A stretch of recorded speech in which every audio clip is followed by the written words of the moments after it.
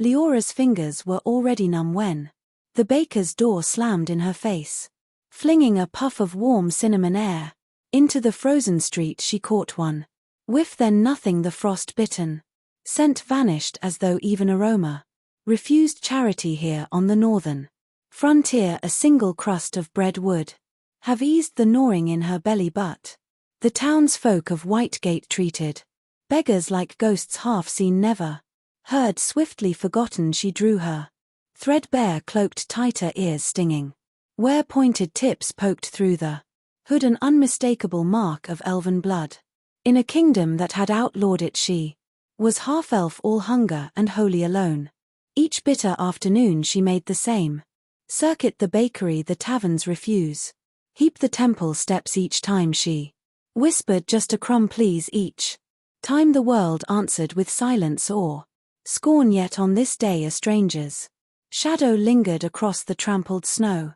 Behind her heavy bootprints halted as she knelt to sift the tavern's garbage.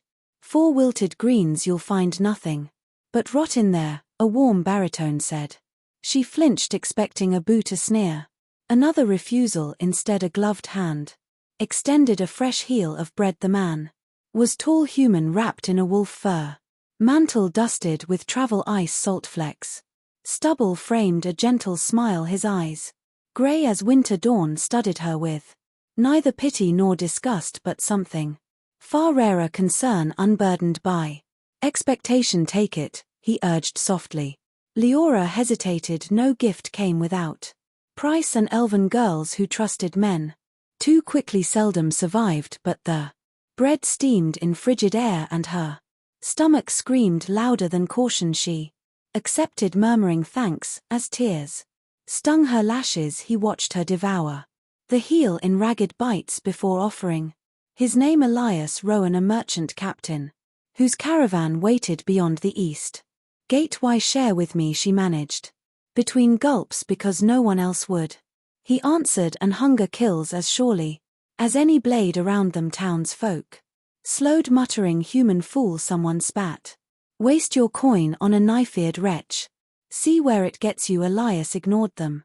When Leora swayed dizzy with relief and exhaustion, he steadied her elbow. Come, he said, let's warm you properly. Inside the tavern, murmurs turned to open. Outrage patrons recoiled as the half-elf entered. The innkeeper's lip curled. We serve men here, not strays. Elias placed 3 silver falcons on the counter, double the cost of a full meal. You serve whoever pays, he replied, a voice calm but edged with iron. Coins hissed across wood, and resistance melted under their weight. Soon Leora sat by a crackling hearth, spooning venison stew that tasted of impossible promise. She savored each mouthful, though her gaze never left the door, as if kindness might evaporate over supper. She told her story, words halting at first, then pouring like thawed rivers. Her mother, an elven apothecary, had been pressed in a service during the border wars, never to return. Her father, a human tinsmith, wasted away after conscription. Taxes claimed his tools with no trade, and no name a guild would honor. Leora drifted north, seeking refuge. She never found. Elias listened, elbows on knees, eyes steady. The more she spoke, the less his expression changed, as though sorrow was a language he already knew. When she fell silent, fear fluttered in her chest. She expected judgment or empty consolation. Instead he asked, what do you want most? Leora, she started to say, bread, shelter, coin, but what escaped was the simplest truth, a place where I'm not hated for what I am. He nodded, as though that desire were perfectly ordinary. Then come south with my caravan, he said. We ride at dawn. I can promise a seat by the fire and work enough to earn your keep if you'll trust me. The word trust echoed like distant bells, yet something in Elias's calm made trust feel less like a gamble and more like the inevitable turn of seasons. She agreed with a delicate incline of her head, hope tiny but tenacious unfurled inside her like the first green shoot beneath snow. Morning found white gates smothered in fresh drifts, but the merchant train rolled out in ringing Rhythm 15 wagons 6 guards and 1 newly hired cook's aide wrapped in a borrowed coat Leah arrow beside Elias on the leading wagon breath pluming silver.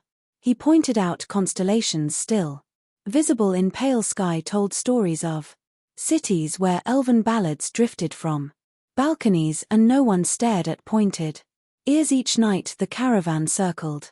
Wagons fires painting orange halos on frost Leora chopped roots stirred stews. Learned the cadence of Elias's laughter. He treated each worker with an even hand. Sleeping in canvas like the rest and when she woke coughing from dreams of abandonment his voice steadied her. Your safe dawn is close safety proved. Fragile on the 6th day raiders. Descended from Pine Ridge's bandits. Emboldened by war's chaos steel flashed. Beneath moonlight arrows hissed like angry sleet the guards formed a ring but numbers favored the enemy Leora cowered behind a barrel until she saw Elias. Blade drawn blocking a blow meant for a younger wagon lad blood darkened his sleeve something inside her snap taut. She could not lose the one soul who had fed her hunger for more than bread. Memories stirred her mother's whispered lessons in herbcraft her father's.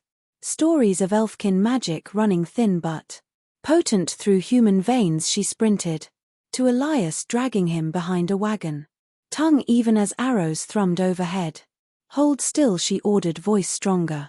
Then she felt palm overwound she recalled nights watching her mother grind frost blossom petals chanting soft sylvan words she repeated them now heat flooded her fingers then radiated into torn flesh under her hand bleeding. Slowed skin knitting with faint gold. Shimmer Elias's eyes widened as pain eased when bandits realized their prey.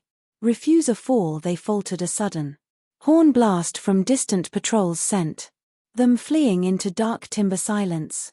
Returned broken only by crackling flames. And the wounded groans Leora sagged. Spent yet Elias caught her before she hit snow. You saved my life. He whispered astonished she laughed weakly.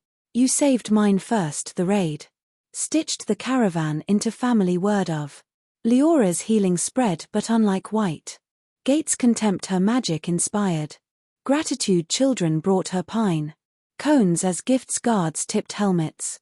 Elias arms still bandaged watched her. With new softness something fragile blew. 2 weeks later the caravan crested a ridge to reveal Calder's reach a port. City unfurling beside silver sea ships.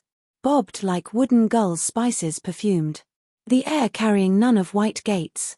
Chill as wagons rattled toward gates.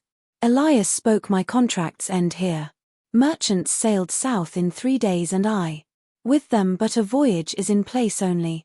Passage I'd rather find a home and build it. He paused turning to her fully with you if you'll have me. Leora's breath caught the docks roared around them. Hawker's gulls clanging bells yet the world narrowed to his earnest grey eyes. Fear resurfaced she was still half elf. Still once a beggar I have nothing she murmured no dowry no family name. Elias smiled thumb brushing the fading scar. She'd healed you have courage kindness a heart that risked itself when mine faltered that's wealth enough for any man. He went to one near top. Cobblestones dusted with salt drawing a band of twisted silver. Leora will you walk beside me wherever roads run tears. Blurred harbor lights she recalled. Bakery doors slamming stomach clenching. Voices scoffing she remembered the taste of warm bread offered without condition. And realized love was merely that gift. Multiplied until life overflowed yes. She whispered the answer rose like sunrise inevitable after nights long. Siege 1,000 times yes. Elias purchased a weathered stone house beyond the eastern Waraf its garden choked. With weeds together they rebuilt it she coaxing herbs from earth with gentle spells. He crafting furniture from driftwood seasons rolled. Leora's healing grew shore towns folk queued at dawn for her bombs. No one spat at her ears. Children traced their curves and wonder. Sailors swore they brought luck yet. Memory of hunger never faded on the Anniversary of the day they met. Elias led her to a vacant warehouse inside. Stood long tables, CS and barrels of flour. A wooden sign read Haven Refuge. For those still begging for crumbs, he explained, let's give them more. Leora's throat tightened as she embraced him. Together they opened doors, serving soup, weaving blankets, teaching letters. Under lantern glow sometimes she caught newcomers staring at her pointed ears. With white gate caution she would kneel, press a bowl of stew into their hands, and say, once I was hungry to eat rest. Here no one turns you away. In their widening eyes she saw the promise Elias had offered her mirrored back. That one act of unguarded kindness could redirect a life. Years later winter dusted the city in soft white hearth havens. Windows gleamed, laughter inside bright as hearthfire. Elias stood behind Leora as she ladle broth, his arms circling her waist. Grey threaded his beard, now silver braids crown her hair. Outside snow hungry winds howled, but inside warmth multiplied. She looked at the line of travelers receiving food at embers, dancing upward at the man whose love had transformed scarcity into abundance. A crumb, she thought, remembering the heel of bread, became a feast. Her heart brimmed. She turned to Elias, rising on tiptoe to kiss the scar she had healed so long ago. In that moment she understood how love rewrites every ledger. What was taken is restored, what was lost is found, and what began as mercy becomes the shared heartbeat of two souls forever intertwined. And in the hush between falling snowflakes she realized she would never beg again, except perhaps to beg time itself for one more lifetime at his side.